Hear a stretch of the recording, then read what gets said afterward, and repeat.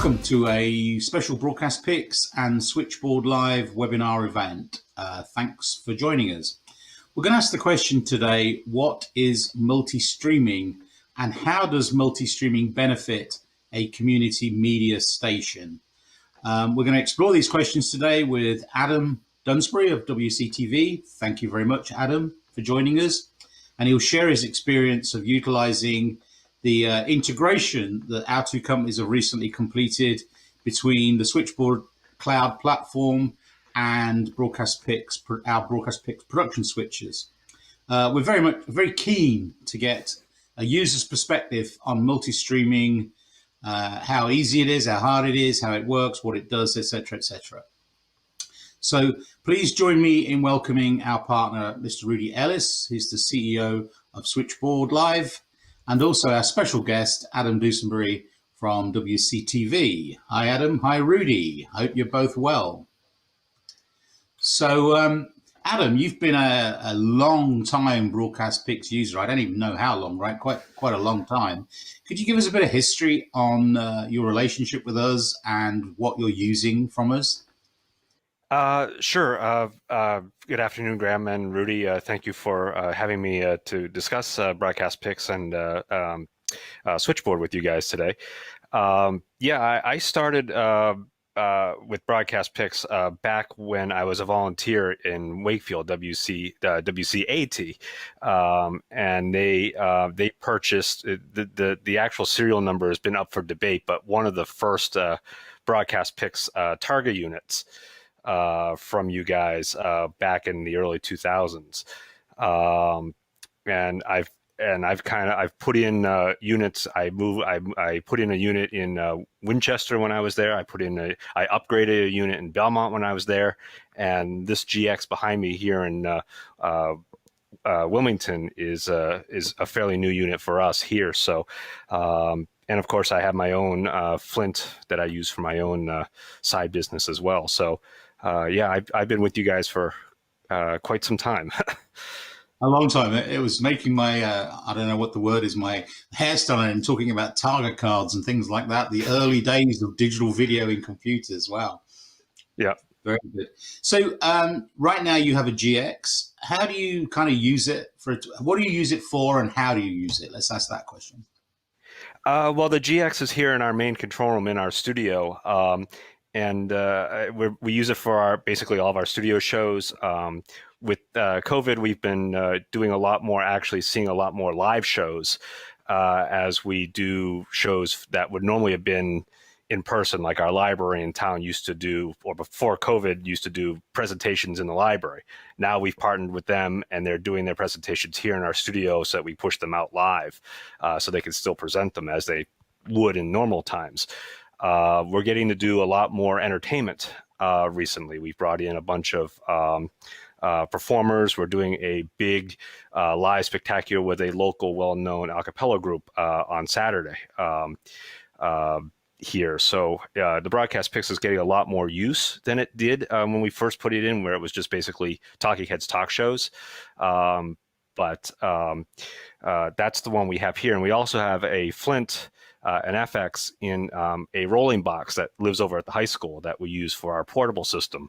And that gets a lot of use, particularly with our sports coverage. We're getting into winter sports coverage in the next month, so it'll get some use there. It's got use with concerts over there. We've used it on our 4th of July celebration on the Common. Both systems are getting varied use with us. Great. We're known, we were one of the first guys that kind of integrated all the functionality into a single piece of software. So we're fairly well known for our comprehensive tool set.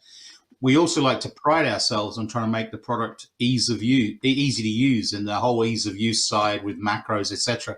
You got any feedback or maybe your favorite feature about our systems and how you like to use them? I just kind of like the idea that everything is integrated and it's all, particularly in community media, a lot of times, there's one person sitting in this room producing a live TV show, and having the ability to have everything all in one control surface in one system is wonderful. Before we put the GX in here, we had a traditional switcher, graphic station, playback station, everything like that. And I felt like I had to be an octopus in here when we were doing our big election night coverage, tried to do 3 stations at once. Broadcast Pix, the integrated, makes that a whole lot easier. And at times I've been the only operator in here doing these live shows, these music shows that I just talked about. Recently I've been training some of our staff, some of who have never sat in a control room, some who haven't used a control room in years, to take over some of that responsibility. So finding that ease of use and that all-in-one is probably the biggest benefit I've found as well. So you also mentioned the macros as one of the things that sets Broadcastpix apart. And I do find myself using macros and snapshots for building the complex effects, double boxes, complex graphics, bringing in the Twitter feeds from BP Fusion, that sort of stuff. I find it easier to build that stuff ahead of time in pre-production, and with the macro recall, I don't have to set up everything live every single time I want to recall it. I also built for a producer at another center when I worked in Belmont. He was really nervous about the opening of the show he was directing because there were a whole bunch of commands and button pushes all within a very short period of time. So I built a macro for him that basically ran that open for him automatically, so he didn't have to worry about the timing or getting the right button pushes and that sort of stuff. So for the novice users who want to add that element of production, it certainly is a big help for them. Excellent. Because you still use a lot of volunteers, right? Am I correct in saying? We do. Community media is almost entirely reliant on volunteers. We here in Wilmington, we have a staff of 3 full-timers, a couple of part-timers, but in order to do the shows that we do, particularly these bigger shows that we're getting to do, we need the crew, we need the volunteers, and I'm not always available to sit in this chair, or my boss isn't always available to sit in this chair. So it's nice to have the volunteers who know how to do it and can run a show, fairly, even if it's a very simple show. They can do it themselves. Yeah. So one last question from me, and I'm an old switcher guy, and so I better hand over to Rudy, who's going to talk about streaming. But the transition from sort of traditional broadcasting to more OTT and social channels, would you say that's been a success for you guys? And how much sort of live versus streaming? What's your kind of percentage these days? Well, we are first a traditional television station, first and foremost. We have our channels, they go out on the cable providers, and people can watch them there. But with a bunch of people and our viewership kind of transitioning away from the traditional cable or TV way of getting their content, we and other community media centers are looking at the streaming. We already do push our channels. We simul stream, I guess is a term, our 3 channels on our website. We have video on, all of our content is on demand. Some of our bigger shows, we will add more shows we think the community will want to watch. We push out to our Facebook Live.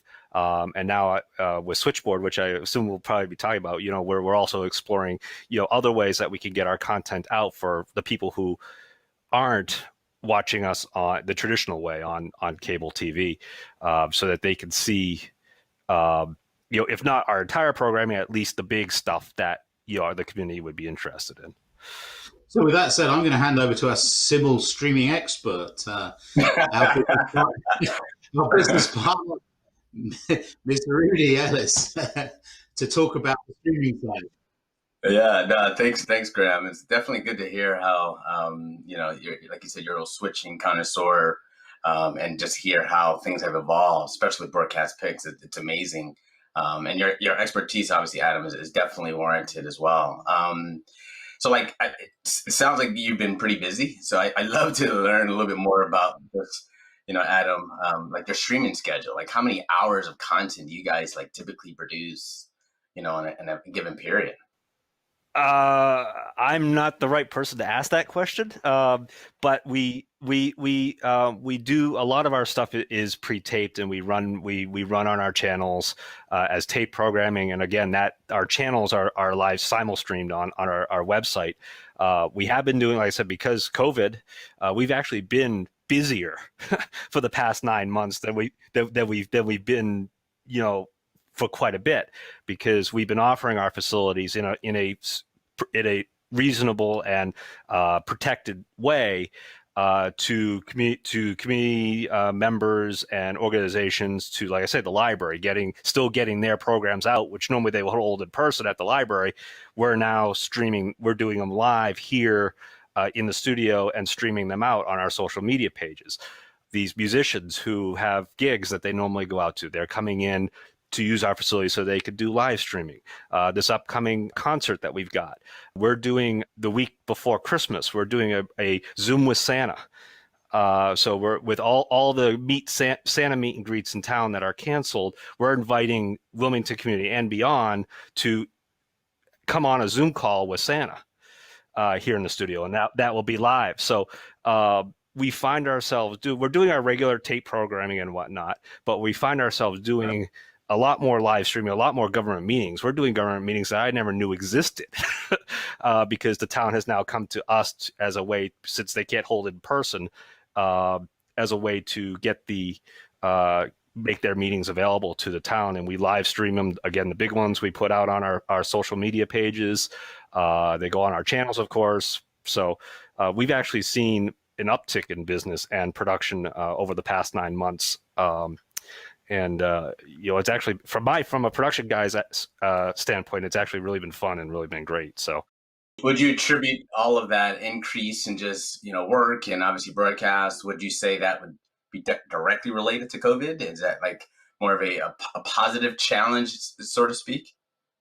Yeah, I mean, I certainly with the meeting coverage. I mean, there were times when when COVID was in the height of it in over the spring and summer, we were doing 5-6 live meetings a week, and it's certainly been, yeah, I guess if you could, for us, if you could say there's something positive that comes out of the COVID, is yes, we've been busy, and we've seen all these new shows come out, and again, while doing it carefully and safely and all that sort of stuff, and everybody who's done it has loved it and been very happy that we've been offering that service. And like I said, not just live on our channels, but also streaming to social media and that as well. Yeah. Do you anticipate that's going to obviously continue with regards to? So you mentioned the term early on, which was awesome to hear you say that the simul stream, right? That there's definitely have been some like new terms that have kind of been birthed out of this whole new like subcategory. So you had your traditional live streaming, and to your point, right, you have simulcasting or simul streaming and multi-publish, and we typically use multi-streaming, right? So like that's the term that we use for our products as well. So do you anticipate more of usage around just multi-streaming or simulcasting in your mind, whether it's internally or externally? Well, like I said, the big question for the community media industry and community is what is happening with the traditional cable. Where are the viewers going? And like I said, off the front, we are a TV station first and foremost, and we probably still will be in some respect. But viewers are moving away from that as the way they're getting content. So finding streaming solutions, whether it be like the simul stream that we're doing now or the special social media streams for the big shows, is something that community media is gonna have to do if they're not already.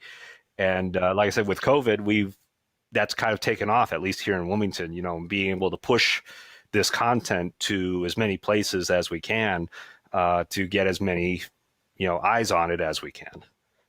Totally agree. That's, I mean, if there was a model for Switchboard, that's it right there. It's all about as many eyeballs, right? You put on a good piece of content or produce a good piece of content. you want to make sure people tune in, right? You want to make sure people are watching it because, that's a level of success, right? So we totally agree with you on that for sure. I'd love to hear a little bit more about the integration with Broadcast Pix and Switchboard. You've been a Broadcast Pix user for a number of years. What are your takes on, being able to use Switchboard integrated within Broadcast Pix and the ability for you to do more from a multi-streaming perspective? Yeah, I mean, I look forward to that. Again, getting the being able to get our programming out to the multi platforms. Right now, pre a Switchboard solution, we have our just a simul stream of our channel hooked up to our Facebook Live, and it only goes there. With this situation, we could go live to our channels. We can go live to our Facebook.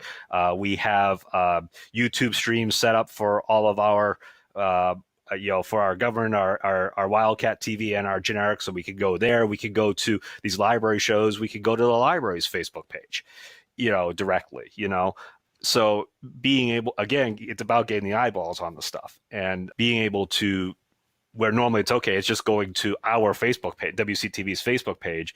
We now have these other places where people might see us. We have people who like to use YouTube and browse YouTube. Okay, now we can put these big live shows on YouTube, on our YouTube channels as well, get more eyeballs on it. And the integration with the Broadcast Pix is nice. You don't have to have a separate computer doing the streaming or OBS or anything like that, or external hardware. Just being able to go in and select the sources or the destinations and be live, is a great integration. And again, time saver and usability. Again, one user, you don't need somebody else monitoring an OBS or setting up an OBS or an external encoder or something like that. It's all right here in front of me when I'm doing the show. It's awesome. No, that's definitely good to hear. I mean, and honestly, that's like, music to our ears, because that's why that integration was built, right? We wanted to make it easy, make it simple, continue along the line with Broadcast Pix, just integration as well of just simplifying your workflow, because based on what you're saying, you have enough to deal with right now, and it's increased, right? So I totally get it. Have you had a chance? I just want to make sure, from a clarity standpoint, have you had a chance to use Switchboard, multi-streaming services with the stream, since you've come aboard? And if so, do you think that's allowed you to gain a larger audience with that? I have used it. We had the opportunity back on Veterans Day. The town usually does a ceremony down on the common at the memorial, and again with COVID, they were restricting in-person access, and the town asked us to stream the event live. So again, seeing this as an opportunity, we took that event, Switchboard to be able to again send this event, which is normally a very heavily attended event in town, out to the multiple platforms so that it could get out there as far as many places as we could. The other thing we had was 3 weeks ago, our girls varsity soccer team was in contention for the league championship, and it was the final game of the season, a very different season. And so we knew it was going to be a game that people wanted to watch. So again, we made use of Switchboard to get it out on Facebook, our channels, the Wildcat TV YouTube channel, so that again, we could make sure wherever people were or wherever people were looking, they could catch that, that game. So we plan to do more in the next few months with it as well. Well, we definitely have to check out the is that the Santa Zoom show that you were mentioning? Later this you said coming up in a couple of weeks? Yeah, the 19th, I believe. Whatever the Saturday before Christmas is, that's when we'll be doing it. Okay, cool. Awesome. Is there anything you'd like to share with other media producers about just the streaming capabilities or multi-streaming capabilities? Love to hear your thoughts around that, and especially if they're looking to expand, their audience. Well, I think, I think that's just, that's just it. I mean, if you're looking to expand your audience, then yeah, you're going to need to get on as, many platforms as you can. Obviously there's the commercial ones, Facebook, YouTube, Vimeo, all those, but you can also, streaming to your own. My side gig, one of my biggest my biggest client is the New England Music Awards, and we stream their show, that we live stream their show every year uh, to a third party streaming service that they then put on their website. So having that ability to do not just the big commercial ones, but the other third party, streams, so you can put it really any place you want, and and that's what you need to do if you want to get the eyeballs on it and get people to see it. Is you can't be relying on one destination, one location to for people to see the stream. The more streams, the more people are likely to see it. No, it makes total sense. It's kind of like putting all your eggs in one basket, right? Not a good thing for sure. Right. I mean, I again, I had a client who insisted that, even though I personally don't care to use YouTube myself for professionally, but I had a client who insisted that, okay, we got to put it on YouTube because that's where the people are. That's somebody's going to more likely to come across it accidentally on YouTube than they are on Vimeo. So again, getting your stuff, not just live streaming, but any of your stuff, your content, getting it out as many places as you can, it increases the chances that it's going to be seen. Yeah, I agree. Totally. Well, cool. I hope you guys enjoyed the time today. Adam, if you have any, final thoughts you would like to say, feel free to kind of chime in. No, I mean, it's just, everybody is out there creating content. And in fact, with COVID, we're seeing more and more streaming content and, video on demand content. And, if content maker, just go ahead and do it. There's no reason why you should stop doing it. And even if you're not a video producer, video tech, if you're just doing something, a lot of musicians are now using video and streaming since they can't play live. So just get the content out there, and and so people will find it, your fans will find it, and again, put something out there. But I mean, if you could dress up the production value, even if you don't go to the extent of a Broadcast Pix, obviously everybody here would love that to happen. But just a little bit of extra production value, we'll get your content noticed a little bit more, rather than just putting a SD webcam in your living room. But anything you can do to make it a little more eye-catching, a little more pleasing to watch would probably benefit you in a huge way. No, totally agree. Well, Adam, I really appreciate your time. Graham, I think this was tremendously fun. It was definitely insightful to learn a ton about what you guys are doing there at your station, and how you're looking to use Broadcast Pix along with Switchboard Live. If folks would love to learn more about Switchboard, you can definitely go to our website at switchboard.live. Follow us on all the social channels, that Adam mentioned: Facebook, YouTube, Twitter, Twitch, as Switchboard Live. Graham, I'd love to, learn, how can folks learn more about Broadcast Pix and all the cool products you guys are offering? Same deal, broadcastpix.com, all our social channels. If you fancy being a black belt producer like Adam, just check along. We've got how-to videos. And I have to say, Rudy, I do think this is a very valuable partnership. You hear a lot about partnerships and you think, but this one, being able to do all that, what new word did we invent? Simul-streaming. Simul-streaming, yeah, exactly. Simul-streaming. So we've invented a new word, and we're hopefully providing a great solution to our joint customers. Totally agree. Well, Adam, Wilmington Community Television, we appreciate your time. Again, Graham, we appreciate your time as well. We definitely look forward to another conversation with another Broadcast Pix and Switchboard Live power partner. And for now, take care and bye-bye. Stay safe and well. Thank you.